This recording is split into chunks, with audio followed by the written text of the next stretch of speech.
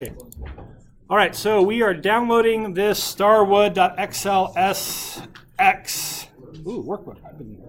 Oh no, sorry, not Starwood. Products. We're on products.xlsm. Yeah, Starwood is tomorrow.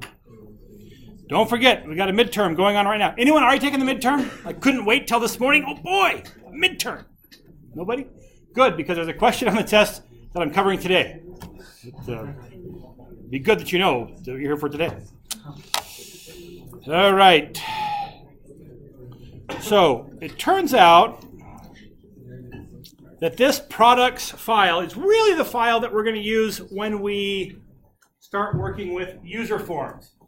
Remember when we were doing, might have even been the last time we were together, I don't recall. We were doing like message box and input box, where you could put a dialog box up and you can type something in.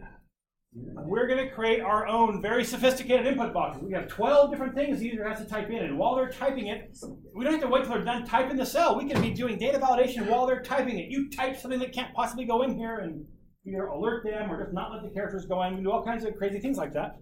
And this is the data set that we'll be using for that. But today we're looking at debugging and error handling. And so we're going to be doing something with this that's going to help us prepare for that. So if we think about this, and this is characteristic of all spreadsheets. Spreadsheets don't necessarily have to be organized this way, right? To where you have a row of data is like all the information about one thing, but it's a pretty common thing to see. Let's suppose that I'm in the business where I've got to like edit products. This is a terrible interface. What's so bad about it? Well, first of all, I can't even see all the information about one product on the screen at a time. And then second of all, when I'm updating this product, I don't care about the rest of this data. I couldn't care less. Like 90% of my screen is taken up with data I don't care about for the task that I'm on. So that's why we're going to be able to say, hey, I want to be able to make a square, a form that has all the information for this product on it, and it takes a big part of the screen. So that's where we're headed. But on our way there, we're going to ask ourselves this question. Let's compare the data that we have here in column F with the data we have here in column C. It's there's a big fundamental difference between these two kinds of data. What's the big difference?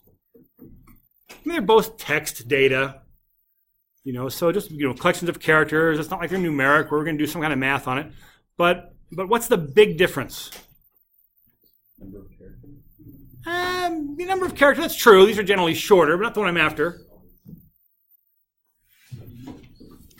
What's that? Yeah, over here, these are generally unique. Well, let's see. This one's not quite unique. Single mantle propane lantern, single mantle propane lantern. I'm not sure why one's worth $27 and one's only worth $17. But yeah, generally these are product names. Almost every one of them is different. And over here, they're almost all the same. I mean, the probability that the next line is going to be the same as the line before it is probably like 99%.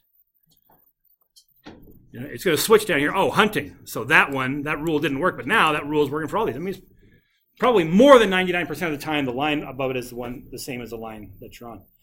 And so, yeah, it's different. This is a category. There's a very small set of things that I want to choose from. Over here, hey, good news. Roar Pro rescribed to my channel. If you're watching this video, congratulations. I'm glad to have you. Okay. He's not watching it now because I haven't posted it, but I'll post it later today. And I wonder if he will give me a like because I mentioned him. Could be a her. I don't know. Okay. So the point is, I really want the user to be able to type in almost anything here. Here, no. There's like 5 values that you're allowed to type in here. And it used to be in the earlier days of spreadsheets, that was kind of a problem because you just had here. But today, what do we do to make sure that happens if we're editing this column? Yeah, we put data validation on it. But for us to have a data validation here, what has to happen? What do we have to have? We've got to have the list somewhere to be able to say this is the list. So what we're going to do is ultimately, when we get to user forms, we are going to be doing that data validation in the form, and we're going to need the list. But instead of having a list that we maintain separately, each time we open the workbook, we're going to say, let's just look at the data and let's build the list that's here from the actual data. And then as they're editing it, we'll limit to the list of the values that are already here. So that's where we're headed today, that example, while we're in the process of doing debugging and error trapping. But we're going to start with tools for debugging. So we're going to come here into our, ooh, wow. Yeah, I don't want that. I'm going to come here to the products.xlsm and insert a new module. Oh, that looks much better. So today we are looking at different tools that we have for debugging. We've seen some of them. We've seen the main ones, but we're going to see a bunch more today. So let's create a sub-procedure here. And let's call this sub-procedure, I don't know, validate something.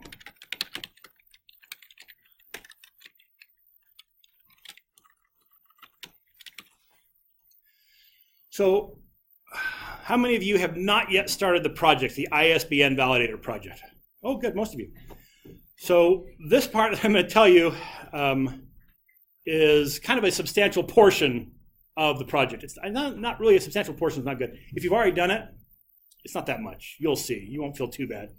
I've got, tell me your name here in the front. Jacob. Jacob. I saw the look on Jacob's face. Oh my gosh. This weekend I spent 20 hours on this project, and now he's going to show me how to do it. It's a little part.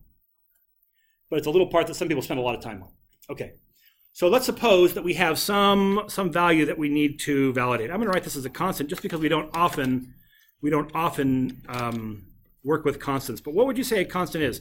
Is a constant very similar to a variable or really different? Const ISBN equals and then some value. What do you think? Constant very similar to a variable or really different?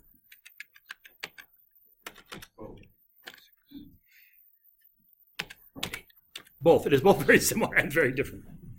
A constant is almost exactly the same as a variable. A variable is a named location in memory where a value is sitting. You can write a value into a variable. You can write a value into a constant. You can read a value out of a variable. You can read a value out of a constant. It's almost the same. What's the only difference? Yeah, once you set the value for a constant, you can't change it. You get to set it once and it's done. Variable you can change as you go. So they really are almost exactly the same, just one you can change and one you get one chance to change. You get one chance to set its value. Okay. So that's just, review for the test. Yeah, I'm pretty sure there's a question on that on the test. Okay. Constant that. Let's declare a couple more variables here. Dim x as an integer, dim 1 char as a string. Strong string. Okay, so let's just suppose that, and I've made my ISBN very short here. This is the 4-digit ISBN that we used from the years 1200 BC till 1200 AD. There weren't that many books to worry about. What we're gonna process some algorithm across this, something similar to what we'd have to do to verify or to build a check digit. So let's make a loop. For x equals 1 to the length of my ISBN.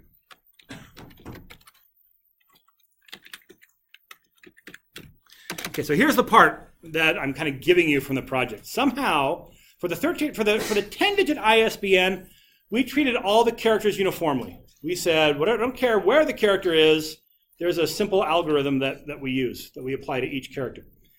The 13-digit ISBN says you treat characters in odd positions differently than you treat characters in even positions. So you're going to do something different with the 2 and the 4 than you do with the 6 and the 8 in this case. So how do I tell? Let's do this. I'm going to go ahead and read one character into the one character variable. So 1 char equals the mid of ISBN, starting at the xth character and taking one character. Okay, so the first time through this loop, 1 char will be 2, then it'll be 6, then it'll be 4, then it'll be 8. Now, but I have to know if it's the 2 that's in an odd position. It's in the number 1 position. The number 1 is odd. This is the second one. That's a 2. That's an even position. I got to treat these differently. So how am I going to tell the difference between the characters in the odd position and the even position? I mean, it's not even the characters. These are all even numbers. It's the position where they are that I have to be able to treat them differently. How can I tell? Mod. So I'm going to say if x mod what? Yeah. If x mod 2 equals 1, what does that mean? in an odd position. Yeah, I took the number, I take the 3. Here's the third position. I took 3, divided it by 2, and took the remainder. What's the remainder? 1. And so there it is, 1. What about here? What if I took 1 divided by 2? What's the remainder of 1 divided by 2? 1. What's the remainder of 9 divided by 2? 1. All of our odd numbers are going to produce a result of 1 when I divide by 2. Produce a remainder of 1 when I divide by 2. So here, then, I've got my odd digits. And then down here, I've got my even digits. Truth is, if I could remember the algorithm for the 13-digit ISBN, I wouldn't mind putting it in here, but I don't remember it. So the next part here is not going to be part of the project. But we do have to treat those differently. So let me do one more thing up here. I'll call it checksum as an integer. And let's say that what I want to do is when I have the even digits, I just want to say checksum is equal to the digit 1 char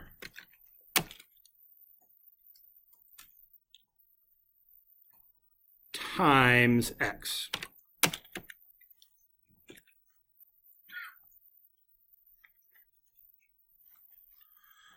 Right, so 1 char, the first time through 1 char will be 2, then it'll be 6, then it'll be 4, then it'll be 8. But when it's an odd,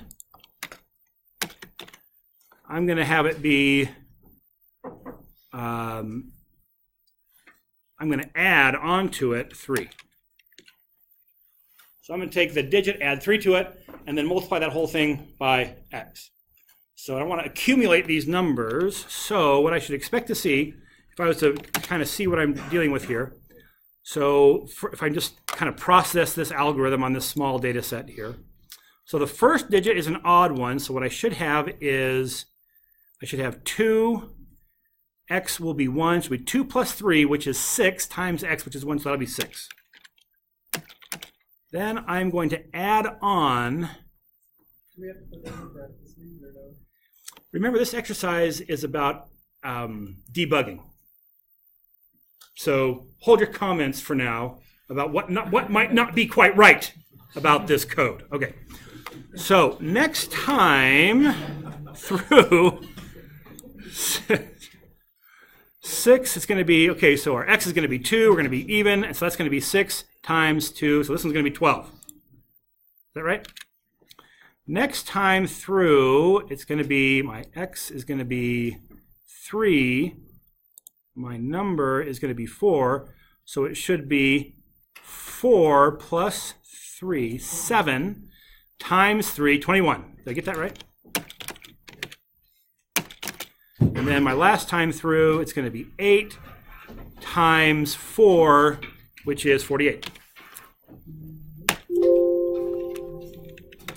So that's what I'm expecting checksum to be by the time I'm done through here. So if at the end of my loop, I do a debug.print of checksum,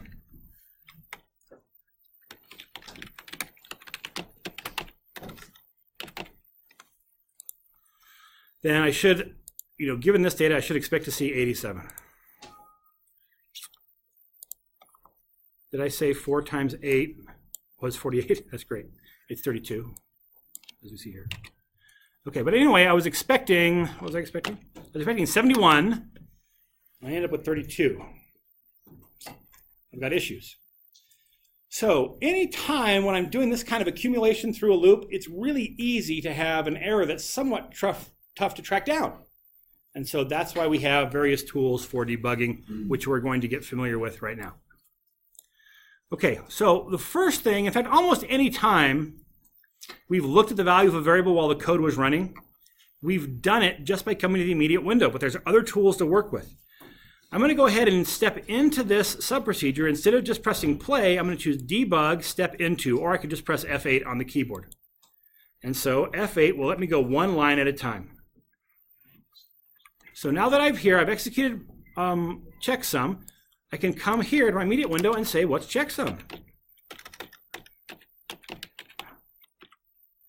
And we would say checksum right now is 5. I didn't expect it to be 5. I expect it to be something different. But that's one thing we can do. But there's something else that's great and wonderful. It is called the locals window. Let's take a look at it. So I'm going to go ahead and view the locals window. The locals window, see if I can get it to go a little bit somewhere else. Actually, I have kind of a hard time docking things with this laptop. I guess that'll do. So what the locals, but I really want this to be side by side. There we go. So what the locals window does is it just says, you know what, I'm going to show you the value of all your variables. You don't have to ask. And as they change through your code, it'll change for you. I'll just hit F8 and go through this code.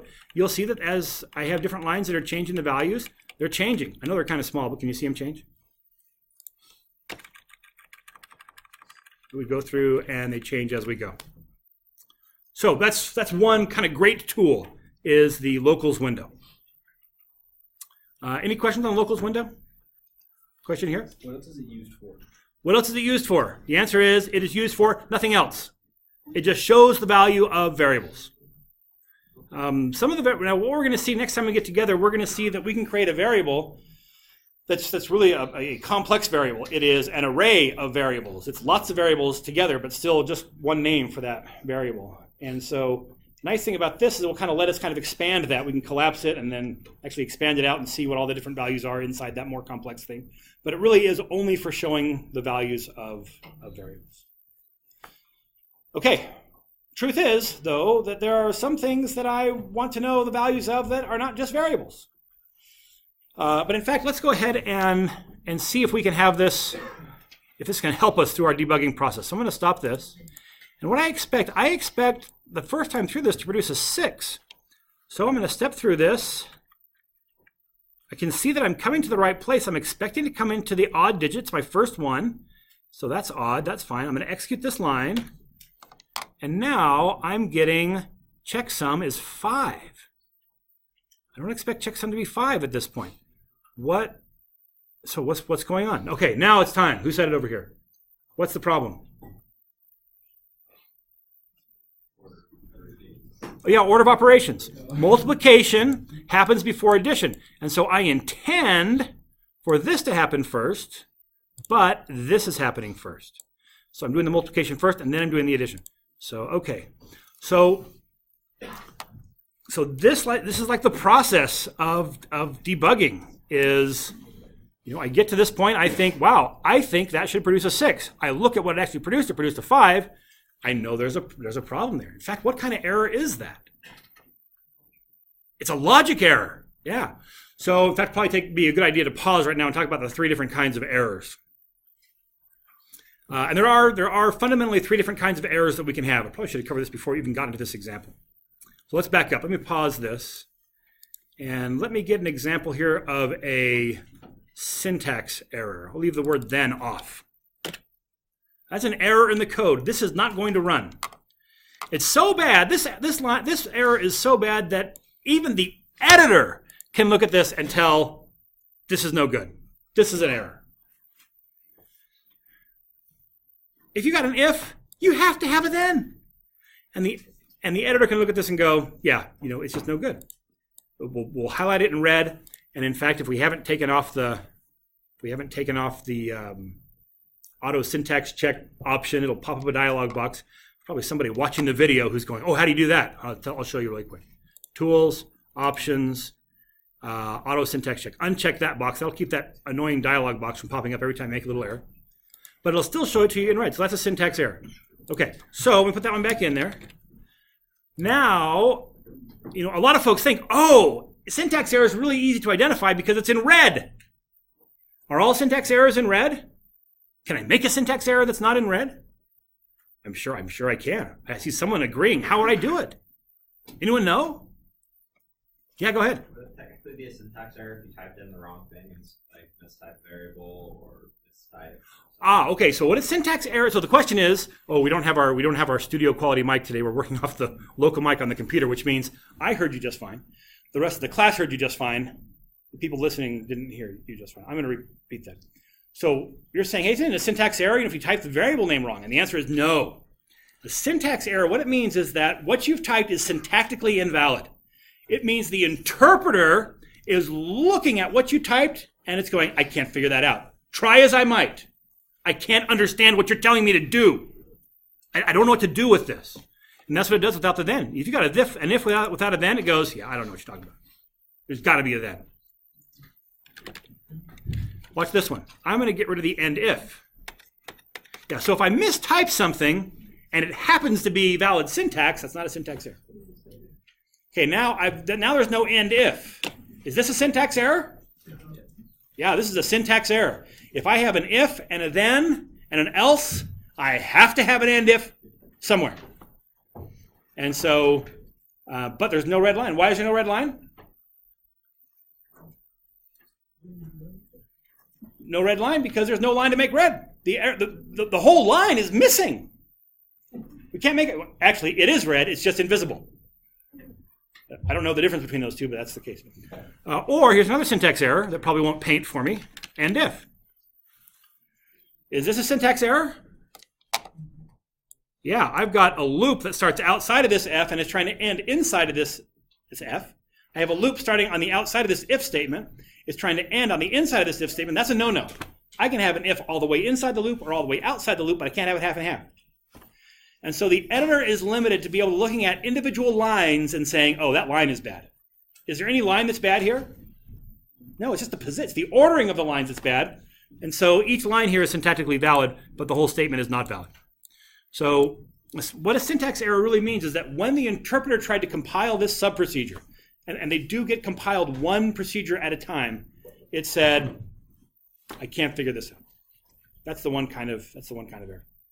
Now, second kind of error, let's do this. Let me just do a debug.print up here. And I'm going to print sheets. I'm going to print sheet Nephi.name. I want to see the name of the sheet called Nephi. How many sheets do we have called Nephi? None. Is this a syntax error? What do you think? Is this line syntactically valid? Yeah, syntax is fine. Debug. Aha! That's an object. Dot. I know what dot is. You put a dot after an object when you want to refer to a method. Aha! It's a method. It knows exactly what this is. Space. Aha! Sheets. A collection. A string. Exactly what I'm expecting. Could also be an integer. Closing parentheses. Dot. Okay, that's a collection. It has. It's not a collection. It's an object. It has a name property that's really a name property of this kind of object. Syntactically, that's perfect. Can it run? No. So this is a different kind of error. This is an error the interpreter can figure out exactly what I'm telling it to do. But when it tries to do it, it fails. I'm gonna move this line down. I don't want to write at the top. I want to move this down a little bit lower.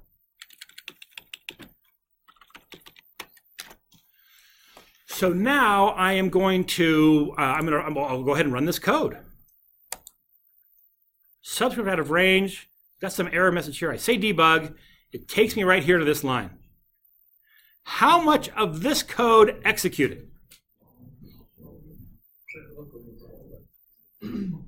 Yeah, the answer is everything executed up until, everything that was before this statement has already executed. And that's the thing with a runtime error. With a runtime error, all the code executes up until it gets to the line that it can't execute. It's an error that happens at runtime. We are running the code.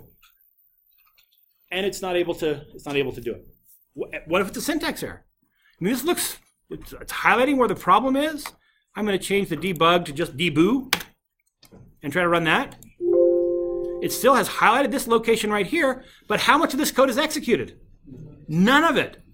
Because compile time errors, the whole procedure has to be compiled before it will start to run any of it. And in this case, it's saying I can't compile it. I can't compile this procedure. There's a syntax error. So, there he is on the test, a story problem that says something like, suppose that you're writing some code. You typed it along and told it to put up an input box, and then you typed it to add some numbers together, and then you did some other stuff. And then you pressed play, and an error box came up. Now I forget what else it said. I can't give you the whole question. And then there's something like, okay, is this a runtime error or is it a compile time error? A syntax error or a runtime error? What's the primary difference? Yep, some of the code has executed when I get to a runtime error. It's at least compiled, and whatever is before the error has actually executed. So that's the difference. Hopefully you won't want to hang me this semester for that question like the class did last semester, because we now have it on tape. I told you a lot about that question. And I told you it was a question. Okay. If you're not clear now on the difference between a syntax error and a runtime error, that'd be a good time to ask, because I'm talking about it. Go ahead. Is a compile error, or is a syntax error a compile error? Then? A syntax error is a compile error. That's right. So what happens is that the compiler, the interpreter says, I'm going to compile this procedure.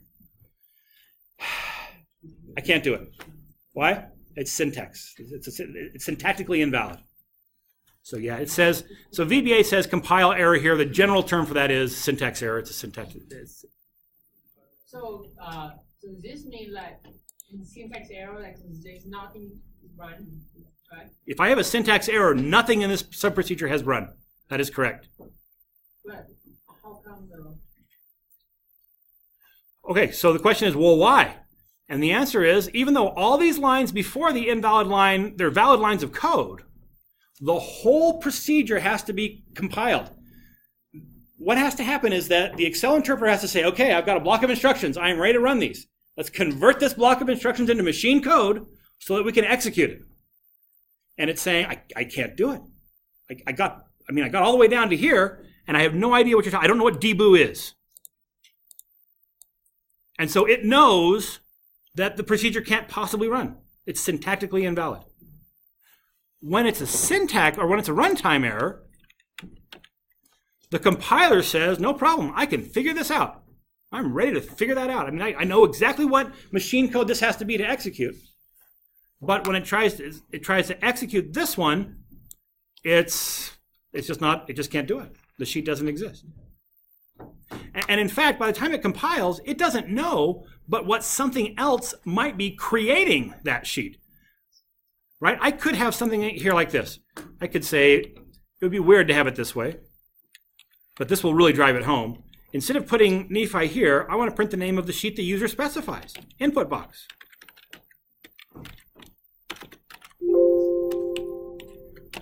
Sheet name. The compiler now says, all right, yeah, we can compile all this. Can it possibly know what the user's going to type in? No, you're going to type something in. And if that doesn't identify a particular sheet, then this is going to fail. So the runtime error, the syntax is beautiful. The interpreter can figure out exactly what you're saying to do, but when it tries to do it, it's unable to do it for one reason or another. Okay, so the two errors we've seen so far, syntax error and runtime error. Syntax errors you just have to get rid of. Runtime errors, you either have to prevent them from happening or you have to trap them. We'll see how to trap a runtime error today. The third kind of error is the hardest to track down.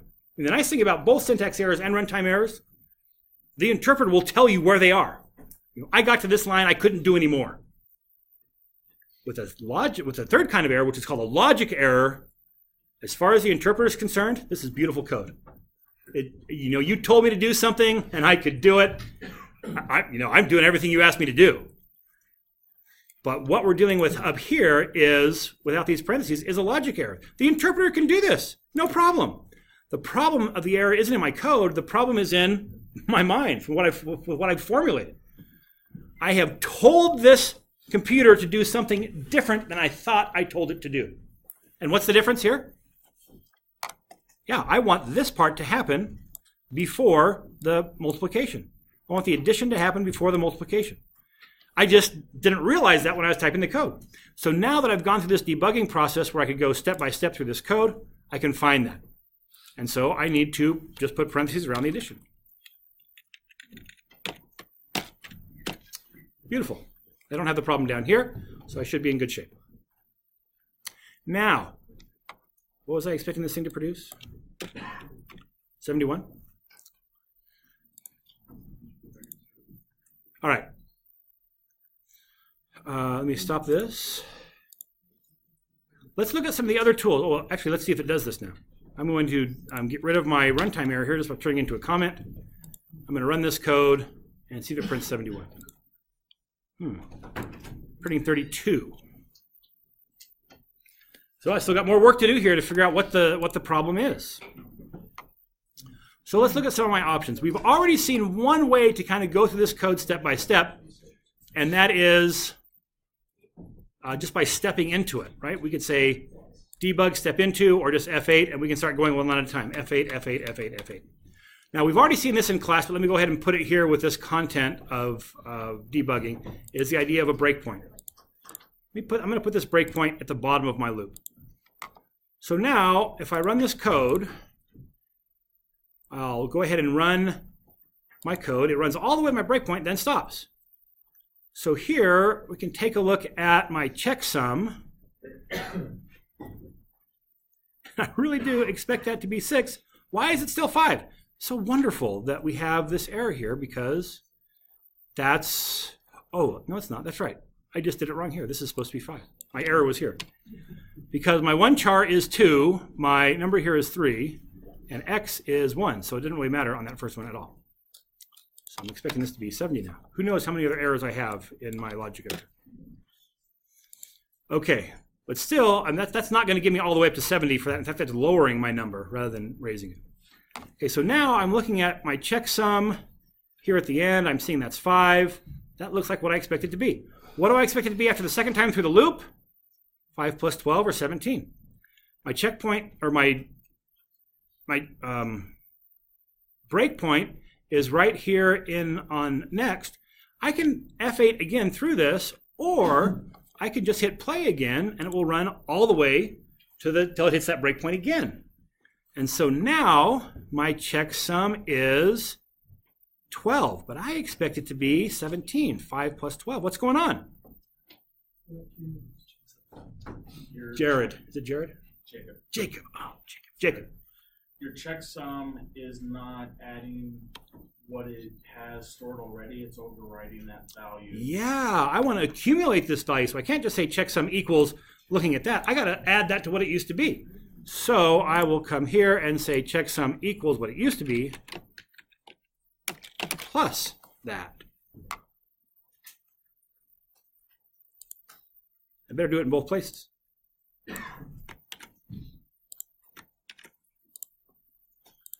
Okay, so now I'll run it. Let's see, I expect 5 the first time through. I expect 17.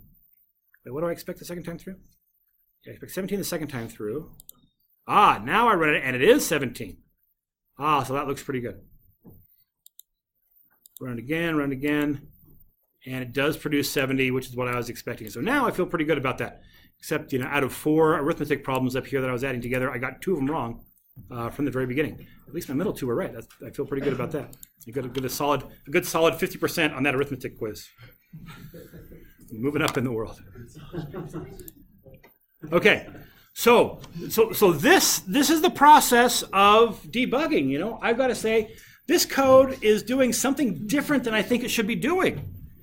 Where is it? And so I'm going to set breakpoints. I'm going to step through, go line at a time. Now, we've got 3 different kinds of steps. If we look up here on the debug, we have step into, step over, and step out. These are irrelevant unless we've got more than one subprocedure that we're dealing with.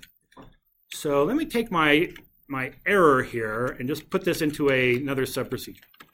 So I'll create another subprocedure here that just called print name, print sheet name. And I will actually just have it print the name of the first sheet.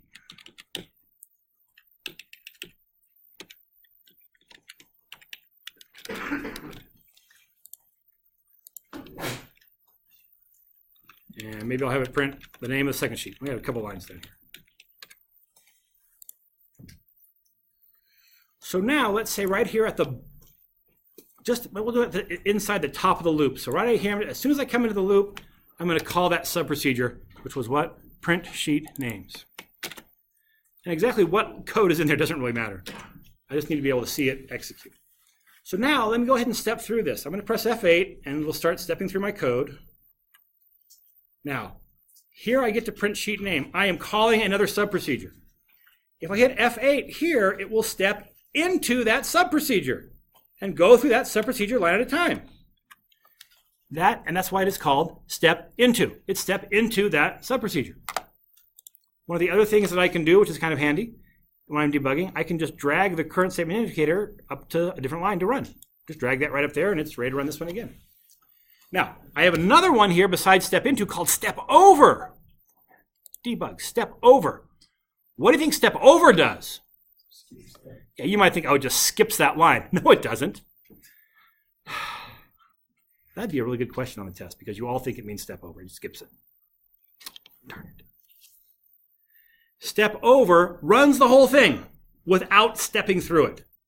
So it executes this line as if it's one statement. So here I will say, I'm just going to print the names of those two sheets. I'm going to say debug step over, and it runs that whole thing.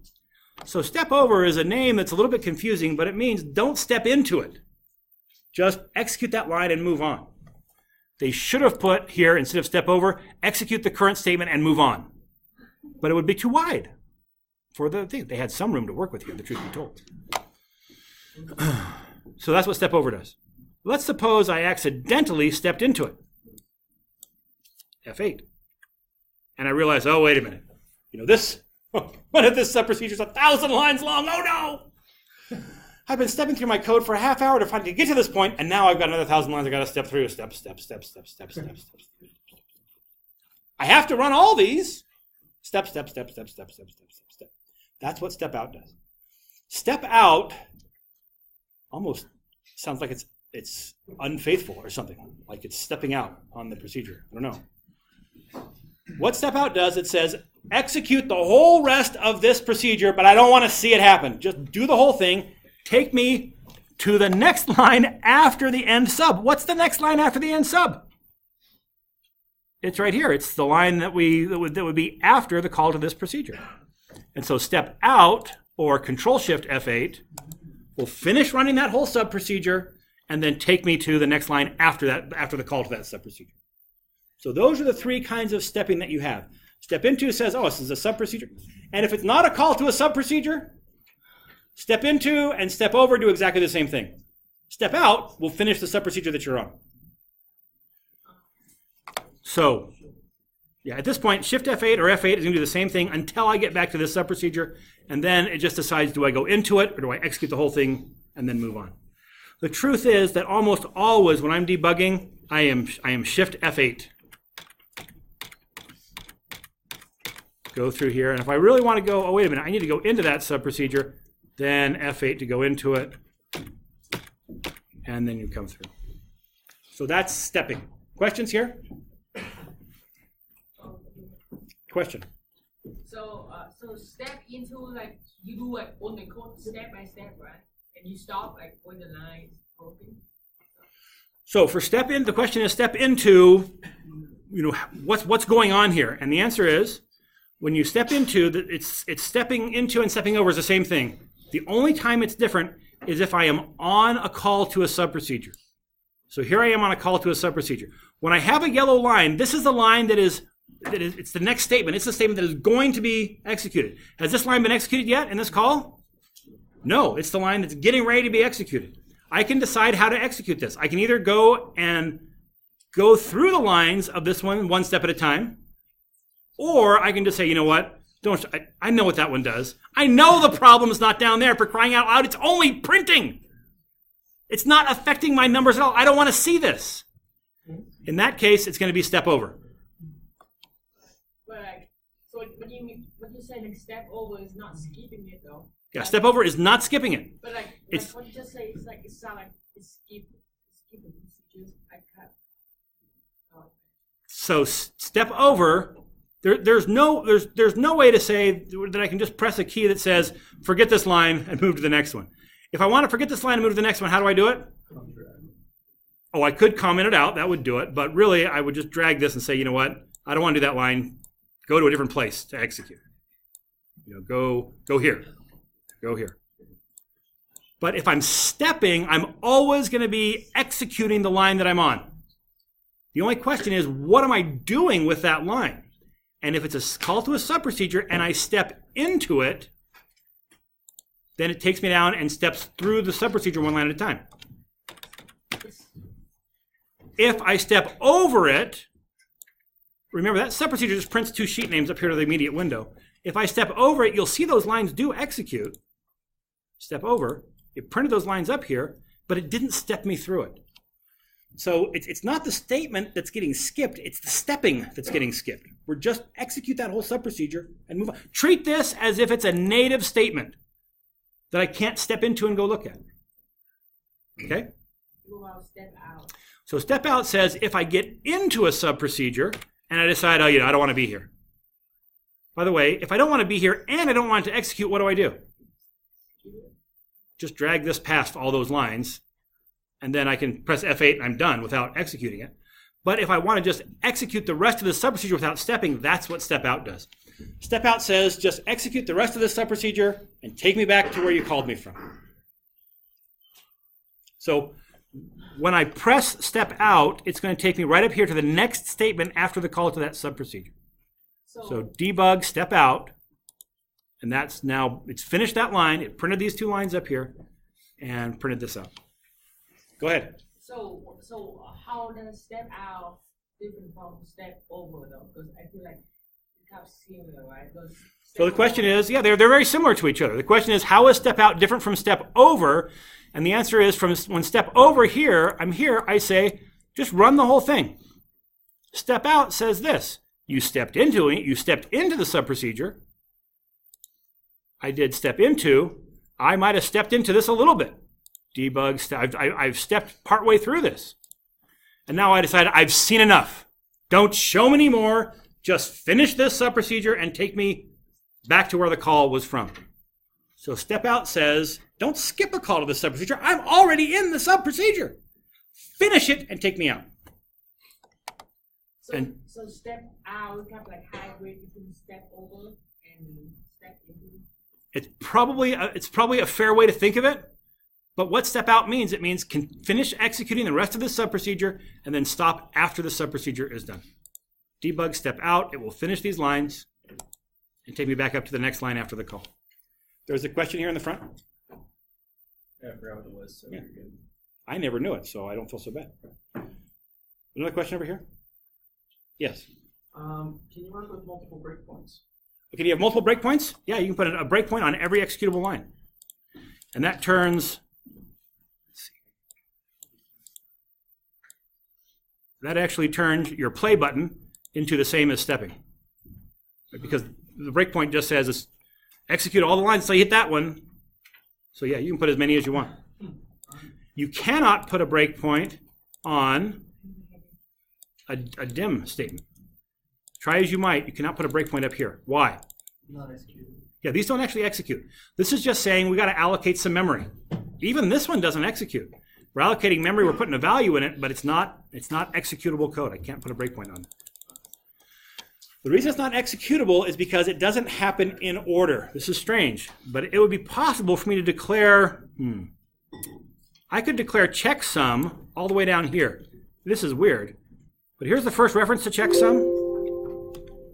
I could put the declaration for checksum right here. As long as I declare it before I first use it, I'm in good shape. What the interpreter does is it says, I got to compile this procedure. I am looking through all the code. If I see any declarations for variables, I'm going to allocate memory for them, and then we're going to start executing it. And so even though this line is here in the middle of the code, the breakpoint can't stop it. The current statement indicator never hits it because it's not executable. It's just a definition of what memory is going to get allocated. And some people, especially in longer procedures, they like to declare their variables closer to where they're used. It's just a convention, but I prefer to put the declaration of the variables always at the top. Why? Because logically, that's where they happen. They happen before any of the other code runs. But it really is, it's a preference. You can declare them close to where you use them instead. Okay. Whew. What else do we have? There's a few other tools here. I'm not going to spend the time to go over all of them. Let me just tell you what they do. Well, we will look at adding a watch, toggling a breakpoint we've seen. You can clear off all the breakpoints. Let me go ahead and step into this again so we can see these highlighted. Set next statement. Remember, you can drag that yellow arrow around. If you say set next statement, it'll just move the statement to wherever the cursor is. So if I'm here and I say set next statement, that becomes my next statement. Yellow arrow comes down here. If I've got lots of other modules open, I'm looking all over the place for whatever code I've written, and I forget. I don't remember where my next statement is. I need to get back to where I'm executing, but I can't remember where it is. It can be kind of hard to find, because you might have scrolled all over the place. Where am I going to find that? Fortunately, that's what this tool does. Debug, show next statement, just takes you back to where the statement is. It doesn't seem like it does much if it's already showing on the screen. But if you're somewhere else, you'll see it work. Okay, so we've seen the locals window that shows you the value of variables that are going. But maybe what you want to see is you want to see the value of an expression. I want to see what mid of ISBN x, 1. I want to see what that is. Maybe I'm not ever even writing it into a variable. I'm just using it, but I want to be able to see it. Fortunately, you can see that too. The way you do that is by Debug Ad Watch. You can also highlight the expression that you want to watch, and you can right-click it and say Add Watch. This says, all right, here's the expression. This can be any expression that VBA can evaluate.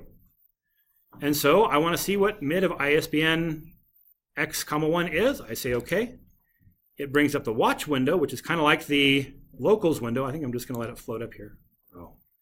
Trouble is I've got too many windows now and not enough place for my code. That'll do. And so now this will just show me what the value of that expression is. Let me go ahead and step into this code. And so even though I haven't hit this line yet where the expression is evaluated, this VBA is constantly evaluating this expression. And as the code iterates through, it'll change. So it's just like the locals window, except I decide what goes in, and it can be something complex. Locals window is just variables. But here, I can put variables in here. I can just add a watch expression on a variable, but then I can also do things that are more complex. But where the watch expression really gets handy is, let's say that I was expecting this. Let's say I'm expecting checksum never to be above 50.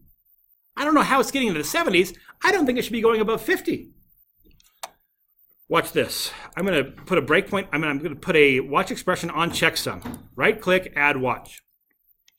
Now, the default over here was watch expression. I'm going to make break when value is true. And I'll change my expression to be checksum greater than 50. Here, this is what I'm saying. I don't think checksum should ever be bigger than 50. If it ever gets bigger than 50, stop. Show me where that happened. This is called a conditional breakpoint. It's not a particular line of code I want to break on. It's break when this condition is satisfied. And the condition is, remember, condition is an expression that evaluates a true or false. The condition is checksum is greater than 50. So after every line, VBA is going to check and see what is checksum. If it's greater than 50, then it will stop. So let me go ahead and say, OK. I now have this little different symbol up here, but it's my checksum greater than 50, conditional breakpoint. When I run the code, when that condition is met, or when that condition becomes true, it will stop the code. Question? That doesn't change your original expression at all? That's just the conditional for the watch? This does not change my other watch expression. I can have as many watches as I want. It doesn't change the expression that you originally highlighted. It's just for the watch, right? The more than 50? Oh, yeah, this doesn't change. But the question is, you change this to say checksum greater than 50. Does that have some effect down here in my code? And the answer is no. I'm just configuring this breakpoint, this conditional breakpoint. So now if I run this code, just go ahead and press play. There's no breakpoint set here, but right here it says the line that executed just before this is when this checksum became greater than 50. What's checksum? It's 70. And so the line which line executed just before this? Is it this one? Not necessarily. What's the other option? The other option is this one. Right? The next line after this one is the end if. It doesn't ever hit this else. It jumps to the end if. So I'd have to do a little more sleuthing to figure out which one of those two it was. And I guess I could tell by what x is. Is x odd or even? X is even, so it was this one down here. I'm down here in my even area that it's happening. Okay. Is there anything else to say about debugging? We've covered all the tools. Yeah, so that's like, those are the main tools for debugging your text. Oh, the one more kind of watch you can do is you can set a watch expression that says, I want to break not just when something's true, but every time this value changes. So if you wanted to go into break mode every time checksum changed, the expression would be checksum, and you'd say break whenever this value changes. This value somehow is changing. I don't know why it's changing or where or when it's changing. You can say it just changed, take me into break mode. Okay, the next thing we have to see is how to trap a runtime error. So let's go on now to a different example. So here's what I want to do. I'm going to call this prepare data, sub prepare data. So what I want to have happen here is, I'll go ahead and create a sheet here, and I'm going to call it validate. Whoops. I'm going to call this sheet validate. What I want to do is I want to take all the information from column C on my products table. I want to dump it into column A of my validate table, and then I want to do a remove duplicates. Right? That's what I'm after, where remove duplicates is. Don't do that right now. We want to do that through code. But we don't want the validate sheet to have to be here. We want the code to be smart enough to create that validate sheet if needed. So let me go ahead and delete the sheet, because that's part of what I want my code to do. I want the code to be smart enough to figure out, oh, the sheet's not there. Let's go ahead and create it. Now, let's suppose that we wanted to be able to create that sheet if it didn't exist. How would I do that? Is there a question that I can just add, some kind of statement that I can say, does this sheet exist? And give it a sheet name and have it tell me if the sheet exists? The answer is no. There's no statement, there's no method built in anywhere that will do that. Could I write something that would do that? Yeah, I could write something that does that. You know, it would take me probably about a minute and a half to write. It just has to iterate across all the sheets in the workbook and see, does any of those sheet names match the name that I'm looking for? And if it was something I had to check often and I had a lot of sheets, that might actually slow my code down. So instead, what I'm going to do is this. I'm just going to try to refer to that sheet. And if it can't refer to the sheet, it's going to cause an error. But I'm going to say, hey, don't stop just because there's an error. I know what to do if there's an error. So that's what we're going to do. That's the approach. That's the idea of an error trap. So let's just set up a object variable, dim s as a worksheet. Set s equal to worksheets sub validate. If the worksheet's there, beautiful, I'm moving on. It took no extra work to make sure that was going to work. But if the worksheet's not there, this is going to cause an error. Right now, I've deleted that worksheet. It's not there. So when I run this code, I'm going to get a runtime error. It's runtime error number 9, subscript out of range. So you're trying to refer to a sheet named validate. There's no sheet named validate. That's a problem. So here's what happens. The interpreter, the interpreter loves to execute code. It's fulfilling the measure of its creation. And there is nothing more satisfying than fulfilling the measure of your creation. It's happy until it gets to a line like this. It gets to a line like this, and there could be lots of other code after this that it just wants to execute. But it gets to this one right here, and it goes, yeah, I can't do that, I'm done.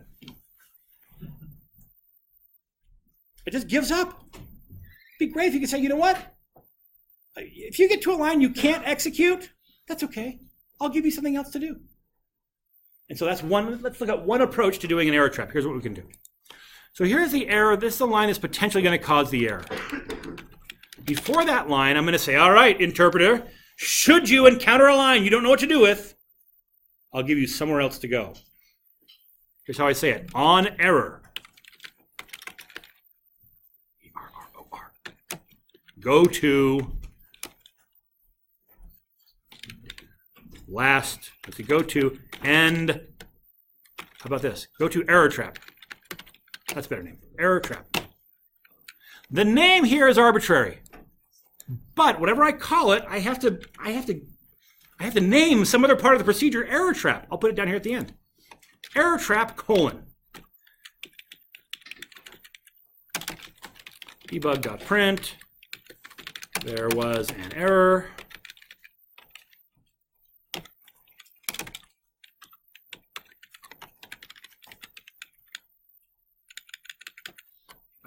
And then I'll just print, let's do this. Let's print err.number, err.description.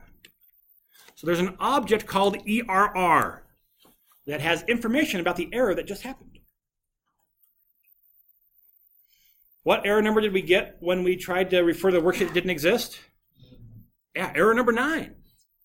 That's error number 9 of the error object. What was the message that it said? Subscript out of range. That's the description of the error. So now what we're saying, we're telling the interpreter, listen, we're about to do some risky stuff down here. You might not be able to actually do it. If that's okay, don't feel bad. I got plenty of other code for you to run. It's down here called error trap. So if you bump into a line that can't execute, no sweat. Jump down here and keep right on going. The interpreter's going, super. I don't care what I'm executing as long as I'm executing something. I'm happy again. So now when we execute this, it still won't be able to bind this variable because the sheet doesn't exist, but it should get right here to the error trap and print these things out.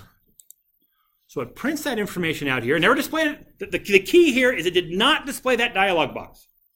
We have stopped VBA from whining about the code that it couldn't execute.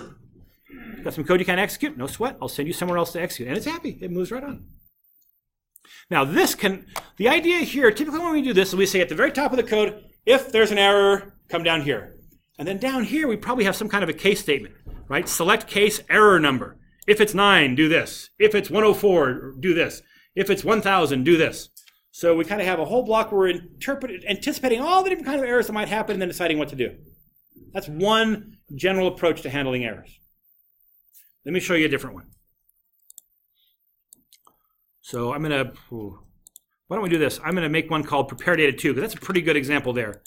I'll make another copy, prepare data 2, and we'll handle this in a different way.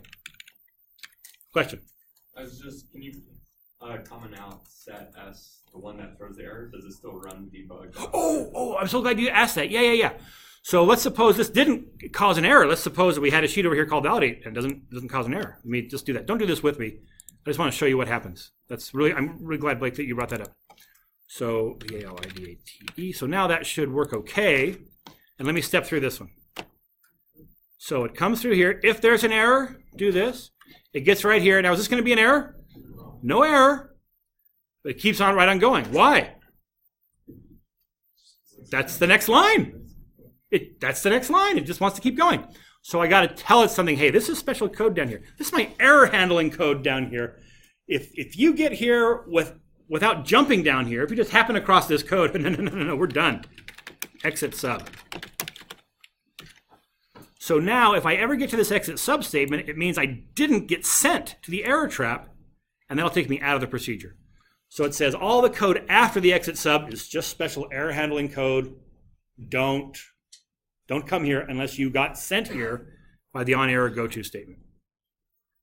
The key here is that the on-error go-to statement doesn't send me to the error trap. It says, from this point on, if there is an error, then jump down here.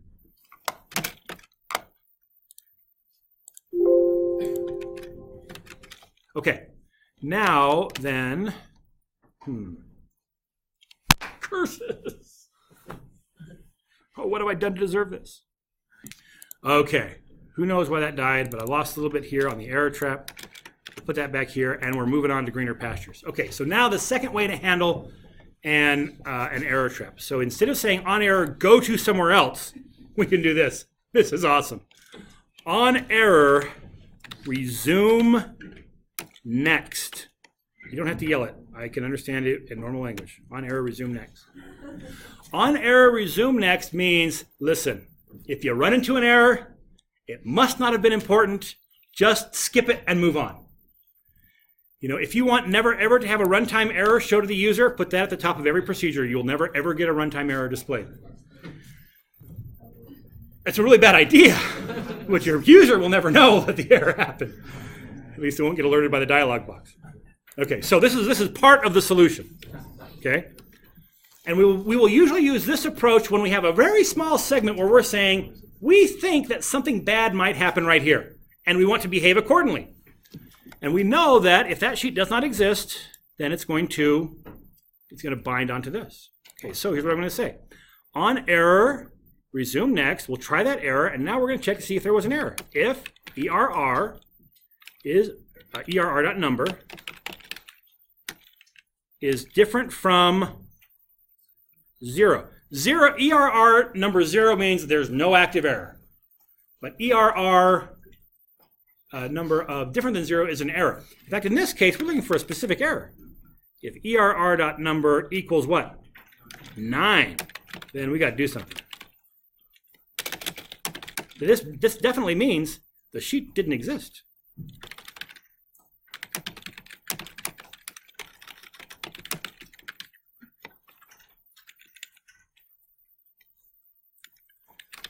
Else if error.number equals 0, then else, okay. So here's what we're saying. If the error is our anticipated error, we've got some code to run. If the error is no error at all, we may have some different code to run. What could it be if I'm right here? What does this mean? Yeah, it's some different error. This is an error. I can't possibly imagine how this ever got here. So let me just do this. I'm going to throw this in. Stop. This just means it's a breakpoint written in code. If this is code that I'm writing for myself, I'll actually leave that in the code. I'm never ever expecting to get here. But if I do get here, I'd like to know exactly where the problem is. So take me into this topic. That was just say break. Take me here. I never meant to be here. Okay, so what I want to do is I want to start off with a blank sheet. So if I can bind the variable on, that means the sheet exists. It might not be blank. So if there's no error, I'm just going to say s.cells.clear. And I'll go ahead and say s.cells number 1. Which cell is cell number 1? It's A1 dot select.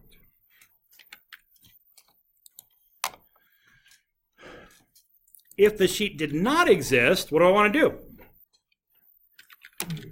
Set s equal to worksheets.add. Add a worksheet. What's the name of the worksheet? Sheet 12 or something. I don't know. I don't want it to be that. What do I want it to be? I want it to be validate. s.name equals validate. So now what we're saying is try to bind onto the sheet. If you can't, and it's a number 9, the sheet didn't exist. Add it and name it what it's supposed to be. Validate needs to be in quotes.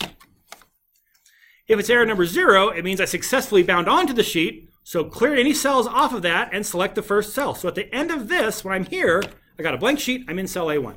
It's a question. Does the validate also have to be lowercase, the capital V, since you have the beginning worksheets? So set s equal to worksheet validate is lowercase. Oh, you're talking about this lowercase v right here doesn't have to be capital? Because I'm naming it here, and the answer is no. Because when I'm trying to identify a sheet, I'm not looking for equality between the word validate and the name of the sheet. I am saying worksheets class. It's actually the worksheets method of the workbook class. I'm saying, do you have a sheet named validate? And it will find that regardless of case here. If it makes you happy, I can put a V there, but it won't change the way that it executes. Okay, so now I've said, right, I've written this little trap right around this line right here. I really am expecting this line to cause a problem from time to time. If that validate sheet's not there, that's going to fail. What I'm saying is, okay, if it's number 9, we know exactly what it was. Take care of the problem. If it's number 0, there was no error. Prepare that sheet for what's coming next. If it's anything else, I can't imagine what that could be. But if it was something else I could imagine, I could have another else if here that looks to see if it's error number 75. So forth. Now the trouble is, as soon as I say on error resume next, it's going to skip any runtime error from here to the end of the sub procedure. So I have to give it a way to say, okay, turn the default error handling behavior back on. I'm done with what I was expecting here, and the way that we do that is really weird. It's so weird. I'm going to start with a comment. Go back to regular error handling.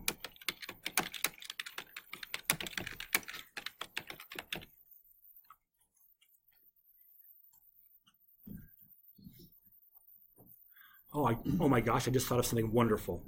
Let's see if it works. Here's the statement. On error, go to 0.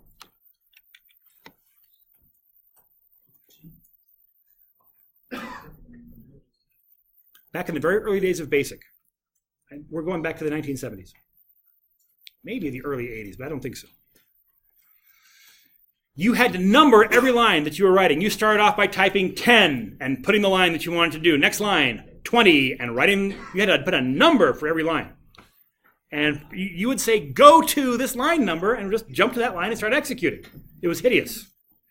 And if you wanted to add a bunch of lines in there, and you didn't have enough numbers to put in there, you had to renumber all the rest of your lines after that. They had whole programs just for renumbering your code. Because the problem is, you renumber the code below it, and you have a go-to that was going to that line below, you would have to change the go-to to the new line number. You don't want to be there. But the first valid line number back in the day was line number 1. There is no line 0. You're telling it to do an impossible thing. And so it goes back to its default approach. So I just thought of something that will make this code so much more readable. Const.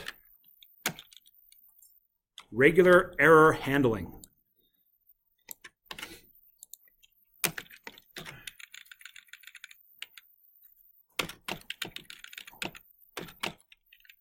Equals 0. On error, go to regular error handling. I've never tried this before, but I believe that will work. But you will see the code on error go to 0. This is another way to say 0 here. So now if I have another error down here, let me just go ahead and try to attach to validate 2, which should throw an error. Let me run this, and it should throw an error on this one.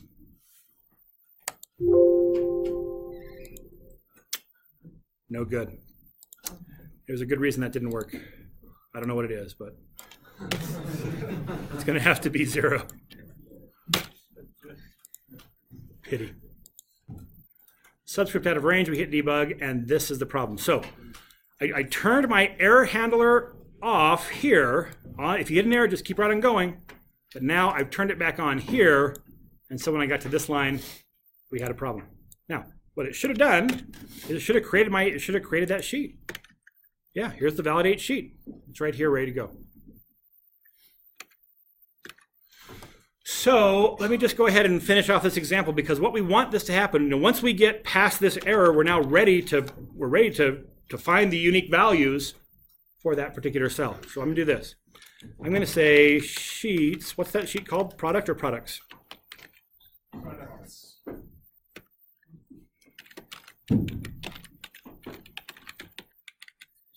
Dot columns.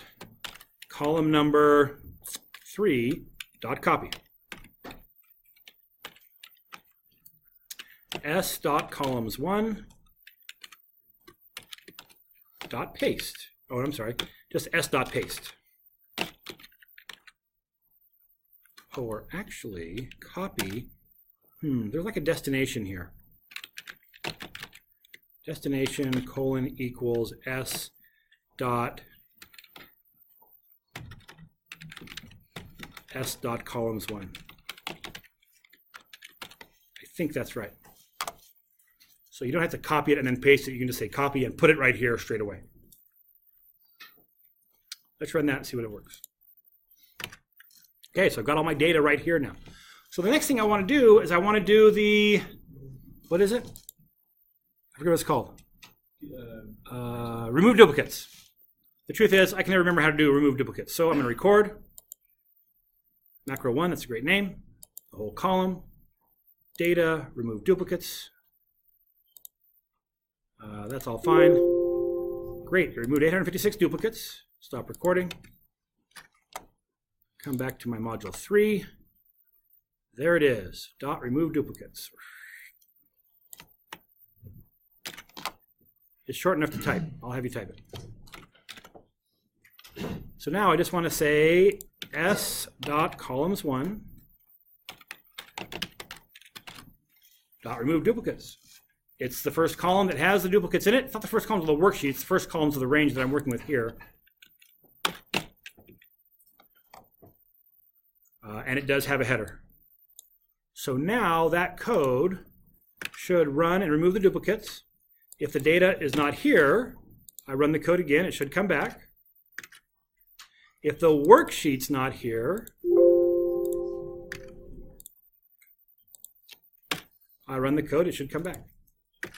So kind of no matter what state we're in, it's going to read the list of products and put the unique list right here in the validate sheet.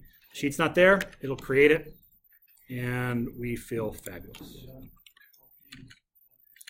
It wasn't like getting out 15 minutes early, but it is kind of like getting out 3 minutes early, because we're done. All right, any questions on this? Thanks for coming, class dismissed.